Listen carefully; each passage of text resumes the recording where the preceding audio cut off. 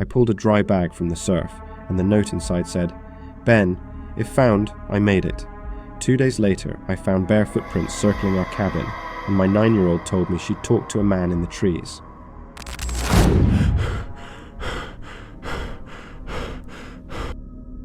The first thing I found on the beach was a dry bag with a note that read, "Ben, if found, I made it." We rented the little cabin because it was cheap and lonely and you could only get there by boat. Me, my wife, our 9-year-old, and the little one. Fall 2018. No power, no road, just sand and trees. Wait. On day 2, I walked the shoreline and saw the bag bobbing in the surf. I dragged it in, sat on a rock, and unzipped it. Inside was a waterproof notebook, a folding knife, a small compact radio that was dead, and that note. Only the name and the words. I put the radio in my pocket like it mattered. On day 4, my older girl told me she had talked to a man on the beach. She said he stepped out of the trees, tan and thin, long, dirty hair. She said he asked if we had a boat and how many people there were, then walked back into the trees when she pointed at the cabin. I laughed and said, "Kids imagine things," but I kept watching the tree line after that. That night the house felt wrong. The floorboards creaked the way old houses do, but I heard them like someone was walking slow. The wind sighed through the windows. My wife said it was just the island, but I could not sleep. I kept thinking about the radio and the knife in my drawer. In the morning, I walked the sand and found footprints. Bear prints, small and thin, that circled the cabin. They stopped at each window and then went back to the trees. I sat and watched the wet sand dry, and the prints stayed there like a record. They stayed anyway. The boat was still at the dock. The rent was paid. We tried to keep normal, but small things piled up. I found a crayon box near the trees. My daughter said a man gave her a shell. She smiled and pretended it was nothing, but I had that dry bag in my head. I put the dead radio by the door and set the knife in a drawer, taped it so the blade couldn't move. We shut the curtains and slept in one room. We ate toast and said nothing about leaving. Money, you know. Vacations cost more if you go early. On day 6, the Coast Guard came. They found a man in the tree line. His boat had broken on a reef weeks earlier, they said. He was skin and bone, sunburned and filthy. They told me he had an altered mental state. They said it careful, like it might break if said rough. Wait. They told me he had been watching. For days he watched us. He circled the cabin at night. He stayed low and kept distance. He spoke to my 9-year-old. He never walked up to my wife or me. The officer then told me the man had said something that made the officer frown. He watched to see if you were real, the officer told me. He wasn't sure. The man explained, shaky and quiet, that he had been alone so long he could not trust what he saw. He counted windows. He counted people. He wanted to know if we were people or something else. He said my girl smiled at him, and that confused him. He thought she might be a ghost, he said, or a trick. They searched the trees and found his camp.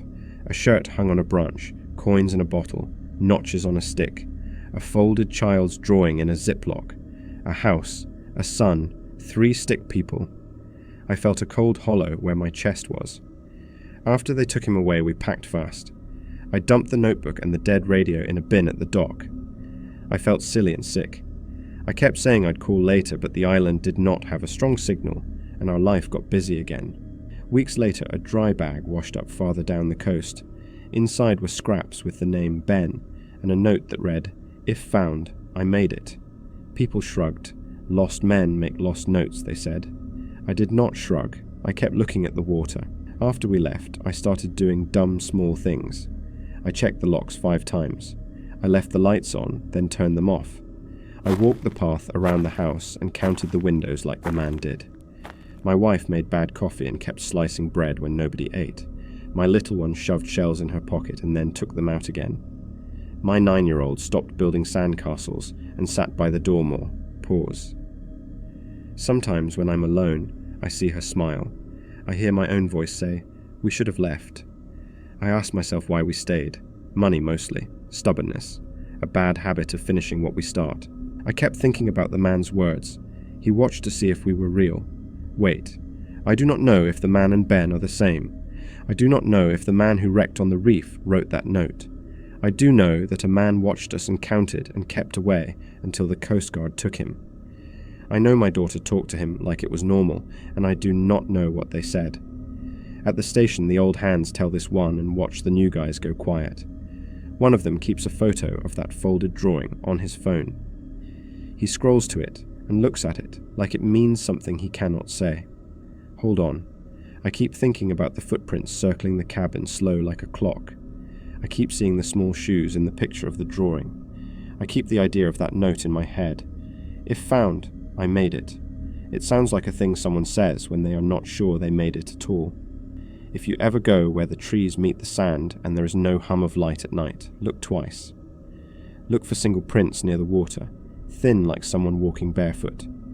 If you find a child's drawing tucked under a rock, maybe put it back and walk away. This is true. I pulled a dry bag up on the sand and found those things. I tell you because I still find myself taking the long way home and watching stretches of shoreline. I'm not a hero, honestly. I am a dad who found a bag and stayed for reasons I still do not like. I tell this slow because it was slow there, and because sometimes slow things become the worst things. Sometimes the wind sounds like steps. I still check the locks twice. The drawing sometimes flashes in my mind when the house is quiet. I do not know why the man watched, or why he thought a smile could be a trick. I do not know why he wrote Ben, or if he made it. It bothers me. I only know I heard it with my own eyes, and now I tell it, so maybe you will look twice at trees on lonely beaches.